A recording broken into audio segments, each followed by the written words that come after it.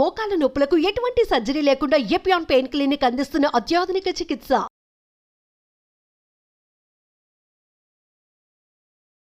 నమస్తే, welcome to Suman TV. Smoking and drinking injuries to health అని ప్రతి చోట మనం వింటూ ఉంటాం, చూస్తూ ఉంటాం. అంతవరకు ఎందుకు, సిగరెట్ పెట్టెలు ఏవైతే ఉంటాయో దానిపైన కూడా రాస్తారు. అయినప్పటికీ కూడా ఎవ్వరూ కొనటం మానరు. అలాగే డ్రింక్ బాటిల్స్ మీద కూడా మెన్షన్ చేస్తారు. బట్ ఎవరి దారి వాళ్ళదే అన్నట్టు ఉంటుంది. అయితే స్మోక్ చేయటం వల్ల ఊపిరితిత్తుల క్యాన్సర్ మనకు వస్తుంది, లంగ్ క్యాన్సర్ గురించి మనకు తెలిసిందే. కానీ ఆల్కహాల్ తీసుకోవటం వల్ల ఎటువంటి క్యాన్సర్లు వస్తాయి? సో ఆల్కహాల్ వల్ల కూడా చాలా క్యాన్సర్లు వచ్చే అవకాశం ఉంటుంది, చాలా డేంజరస్ అని డాక్టర్స్ చెప్తున్నారు. సో ఈ ఆల్కహాల్ ఏ రకంగా క్యాన్సర్కి దారితీసే అవకాశం ఉంటుంది, ఎలాంటి క్యాన్సర్స్ వస్తాయి, ఎటువంటి ప్రికాషన్స్ మనం తీసుకోవాలి, అండ్ ఈ క్యాన్సర్స్కి అందుబాటులో ఉన్నటువంటి ట్రీట్మెంట్స్ గురించి కూడా మనం మాట్లాడేద్దాం. సో మనతో పాటు ఉన్నారు డాక్టర్ ప్రశాంత్ గారు, senior oncologist from medical hospital.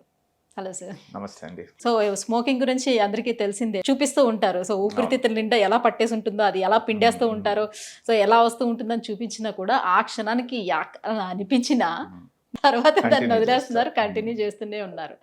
So వెరాజ్ మనం ఆల్కహాల్ దగ్గరికి వచ్చేద్దాం. సో ఆల్కహాల్ నుంచి ఎలాంటి క్యాన్సర్ వచ్చే అవకాశం ఉంటుంది? సాధారణంగా చాలామంది అంటూ ఉంటారు ఆల్కహాల్ సో లిమిటెడ్గా అది తీసుకోవచ్చు, అది హెల్త్కి చాలా మంచిదంట, గుండెకి మంచిదంట అని చెప్తూ ఉంటారు. ఇందులో ఎంతవరకు వాస్తవం ఉంది? చాలా మంచి క్వశ్చన్ అండి ఇది. యాక్చువల్ మీరు ఇందాక అన్నారు టొబాకోకి ఇవన్నీ మనం ఈజీగా చూపించవచ్చు, ఆ పుండులు అవన్నీ రకరకాలన్నీ సినిమాల్లో. బట్ ఆల్కహాల్కి అది చూపించడము వీలు కాదు, కొంచెం కష్టం కూడా. బట్ ఆల్కహాల్ ఆల్మోస్ట్ స్మోకింగ్ అంటే టొబాకో ఎంత హార్మ్ చేస్తుందో ఆల్కహాల్ కూడా అంతే హార్మ్ చేస్తుందండి, దాంట్లో ఏం అనుమానం లేదు. అండ్ డైరెక్ట్ రిలేషన్షిప్ ఉందన్నమాట ఆల్కహాల్కి వేరియస్ క్యాన్సర్స్కి, దాంట్లో ఏ డౌట్ కూడా లేదు. ఇంకోటి పోతే ఇందాక మీరు మంచి క్వశ్చన్ అడిగారు, కొంచెం కొంచెం తీసుకుంటే బాడీకి మంచిది, గుండెకి మంచిదని. అది straight away it's a myth అండి, పెద్ద అపోహ. కొన్ని స్టడీస్లో ఇది వరకు ఏదో ఒకటి రెండు స్టడీస్లో వైన్ వల్ల వాడకం వల్ల ఎందుకో వాళ్ళకి కొందరికి హార్ట్ అటాక్ తగ్గిందని కొన్ని స్టడీస్లో వచ్చింది. బట్ ఇప్పుడు అది ప్రూవ్ చేశారండి, ఆ స్టడీ అబ్సల్యూట్లీ రాంగ్ అని. అవునా? అవును, definitely any amount of wine చాలా మంచిది, ఆడవాళ్ళు కూడా తీసుకోవచ్చు అంటుంటే అబ్సల్యూట్లీ కాదండి. ఎందుకంటే అఫ్ కోర్స్ వైన్లో ఏంటంటే కొద్దిగా ఏదో యాంటీ ఆక్సిడెంట్స్ ఉంటాయి, ఎందుకంటే అది ఫ్రూట్స్ నుంచి వచ్చింది కాబట్టి. అది గ్రేప్స్ అంటారు కదా, grapes rich in anti oxidant మంచిదని అదొక అపోహ.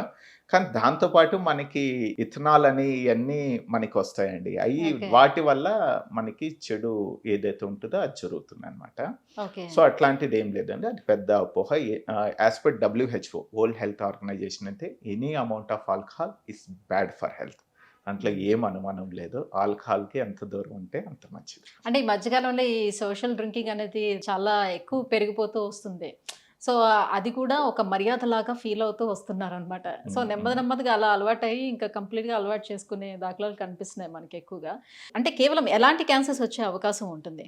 ఆల్కహాల్తో తీసుకుంటే అండి, ఆబ్వియస్గా ఆల్కహాల్ అనేది ఏదైతే ఉంటుందో అది ఇరిటేట్ చేస్తుందండి మనం తీసుకున్నప్పుడు.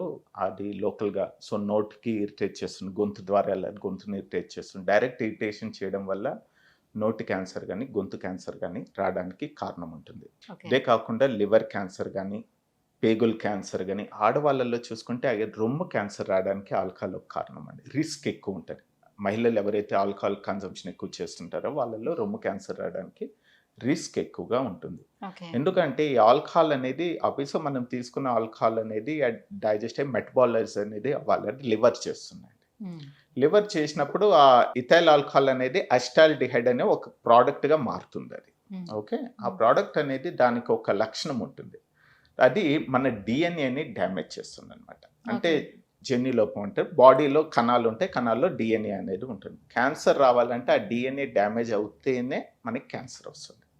ఆ డిఎన్ఏ ఇప్పుడు మనం తీసుకున్న టొబాకో కానీ లేదంటే వైరల్ ఇన్ఫెక్షన్స్ కానీ వేరియస్ ఏ అయితే ఆ డిఎన్ఏ డ్యామేజ్ చేస్తుందో దానివల్ల ఆ డిఎన్ఏ డ్యామేజ్ వల్ల క్యాన్సర్ రావడానికి రిస్క్ ఎక్కువ ఉంటుంది. ఆబ్వియస్గా ఆ ఆల్కహాల్ అనేది అదే చేస్తుంది కాబట్టి వాళ్ళకి క్యాన్సర్ రావడానికి రిస్క్ ఎక్కువ ఉంటుంది. అంటే ఎప్పుడో వీక్లీ వన్స్ అట్లా తీసుకునే వాళ్ళకి కూడా ఇలాంటి రిస్క్లు ఉంటాయంటారా? చెప్పాను కదండి, వరల్డ్ హెల్త్ ఆర్గనైజేషన్ అయితే ఎనీ అమౌంట్ ఆఫ్ ఆల్కహాల్ అసలు వద్దనే చెప్తారు. కానీ అమెరికా వాళ్ళు ఏంటంటే, అంటే వెస్టర్న్ మెయిన్లీ అమెరికన్ వాళ్ళు ఏంటంటే వాళ్ళకి it's part of the culture.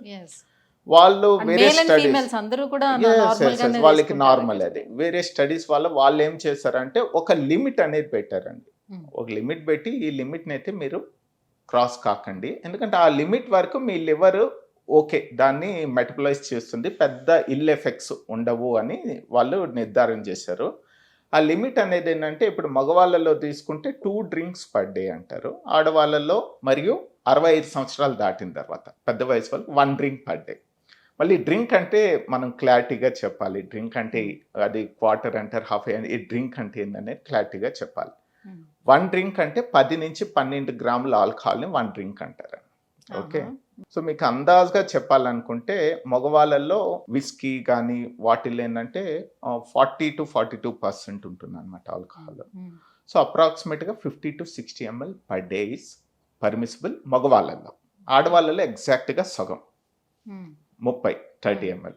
అదే పెద్ద వయసు వాళ్ళు 65 సంవత్సరాలు దాటిన తర్వాత కూడా 1 డ్రింకే, అంటే హాఫ్ ఇది అనమాట. అదే మీరు బీర్ లాగా చూసుకున్నారంటే అగైన్ పర్సంటేజ్ అనమాట, అప్రాక్సిమేట్లీ 300 to 400 mlకి వస్తుంది. అది ఆడవాళ్ళల్లో సగం అవుతుంది. సో ఆ క్యాలిక్యులేషన్స్ చూసుకుంటే ఇప్పుడు మీరు పర్ డేలో చెప్పారు కదా, ఎంత 10 ml ఎంతో చెప్పారు కదా, మొత్తం వీక్ అంతా వదిలేసి వీకెండ్లో ఒక 50 or 60 ml తీసుకుంటే.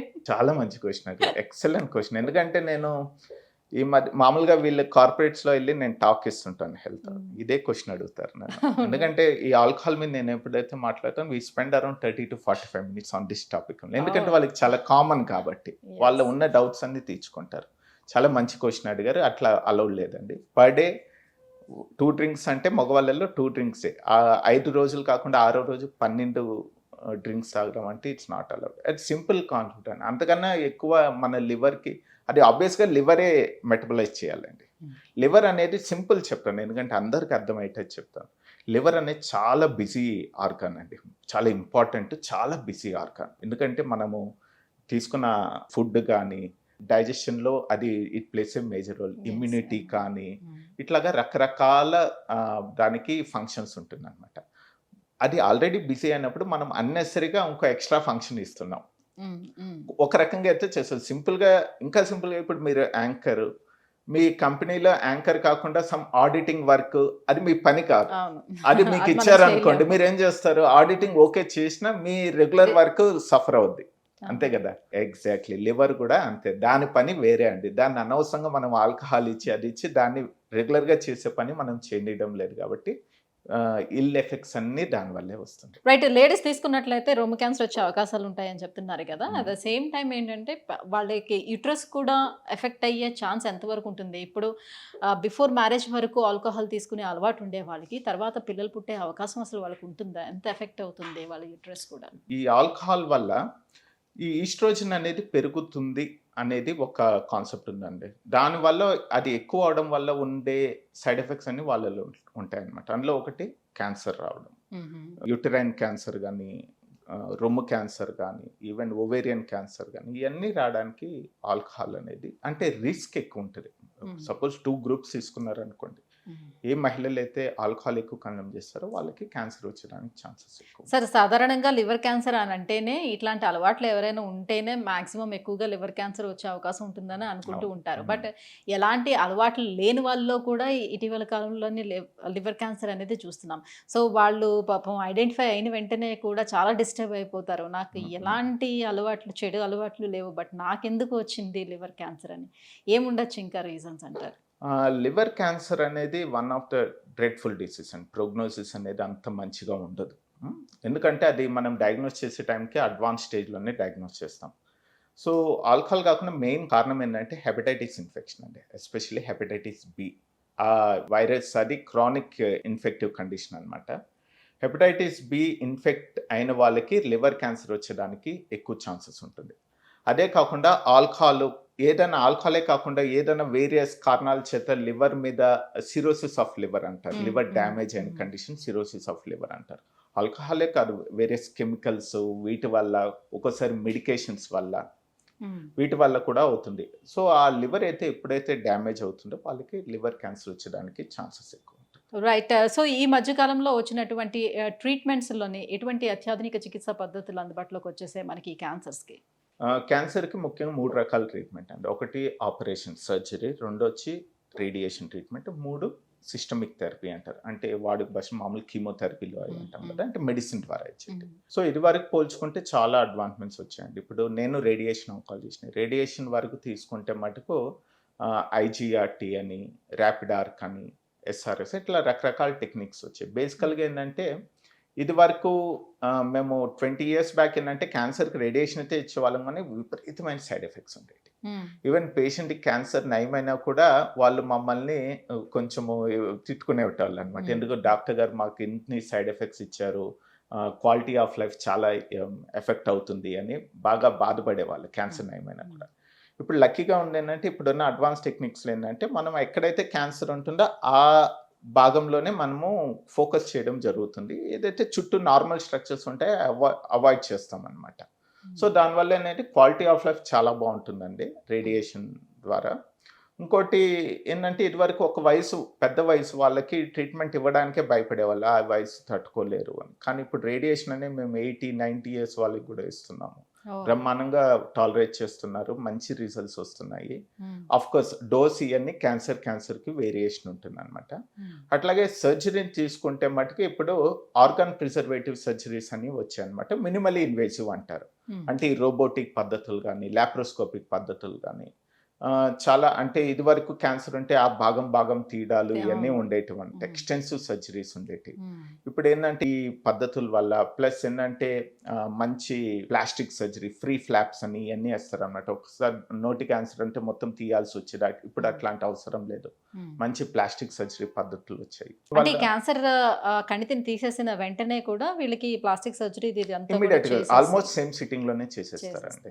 కాబట్టి ఆ కాస్మెటికలీ కూడా అంత ఇబ్బంది ఉండేవి కాదు. ఇంకా సిస్టమిక్ థెరపీ తీసుకుంటే అండి ఇప్పుడు టార్గెటెడ్ థెరపీస్ అని వచ్చాయి, వాటిలో ఇమ్యునోథెరపీస్ అని వచ్చేవి. ఇవి ఎంత అంటే మామూలుగా కీమోథెరపీ అంటేనే సైడ్ ఎఫెక్ట్స్, జుట్టు ఊడిపోవడాలు ఇవన్నీ మామూలుగా మనకి కామన్గా అనిపిస్తుంది అనమాట, రక్త కణాలు తగ్గిపోవడాలు ఇవన్నీ. ఇప్పుడు టార్గెటెడ్ థెరపీస్ వల్ల ఏంటంటే ఆ క్యాన్సర్నే టార్గెట్ చేస్తాయి, నార్మల్ కణాలకి ఎక్కడ ఎఫెక్ట్ ఉండదు. దీనివల్ల అంటే వాటి ఎఫెక్ట్ బాగుంటుంది. ఇది వరకు 4వ స్టేజ్ క్యాన్సర్లో 3 నెలలు 6 నెలలు అని మేము మ్యాక్సిమం, కానీ ఇప్పుడు 4వ స్టేజ్ క్యాన్సర్ వాళ్ళు కూడా కొన్ని సంవత్సరాల పాటు మనం పొడిగించగలుగుతున్నాం థ్యాంక్స్ టు దిస్ ఇమ్యునోథెరపీస్ కానీ టార్గెటెడ్ థెరపీస్ కానీ.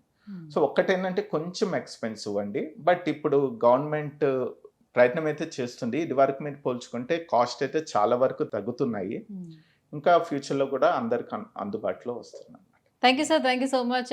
సో స్మోకింగ్ వల్లే కాదు, ఆల్కహాల్ వల్ల కూడా మేల్ అండ్ ఫీమేల్స్లోని ఎలాంటి క్యాన్సర్స్ వచ్చే అవకాశం ఉంటుంది, నవ్ డేస్ మనకి ఎలాంటి ట్రీట్మెంట్స్ అందుబాటులో ఉన్నాయి, ఈ విషయాలన్నీ కూడా తెలియజేసినందుకు thank you so much. Thank you.